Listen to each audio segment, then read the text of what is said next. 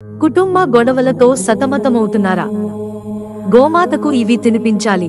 మామూలుగా జీవితంలో ప్రతి ఒక్కరిని కష్టాలు ఏదో ఒక సమయంలో వెంటాడుతాయి. మనిషి జీవితంలో హెచ్చుతగులు రావడం అన్నది సహజం. అది అదృష్టం దురదృష్టం అనేది కూడా వస్తూ ఉంటాయి. ఏదైనా కలిసి రావాలి అంటే అదృష్టం ఉండాలని చెబుతుంటారు.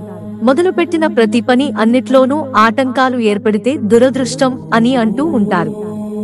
అలాగే తరచుగా ఇంట్లో గొడవలు జరగడం వల్ల మనశ్శాంతి లేకుండా పోతూ ఉంటుంది.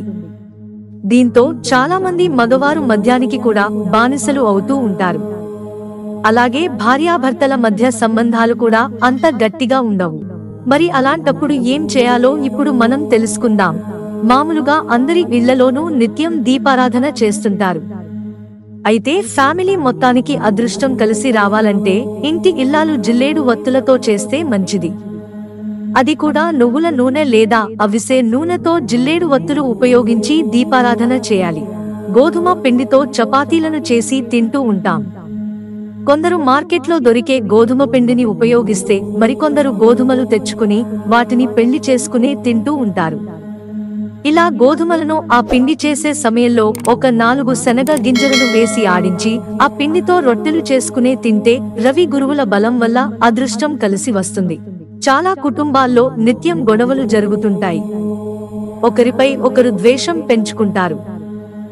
కొన్ని సార్లు భార్యాభర్తల మధ్య తగాదాలు ఏర్పడే విడిపోయే వరకు కూడా వెళ్తూ ఉంటారు.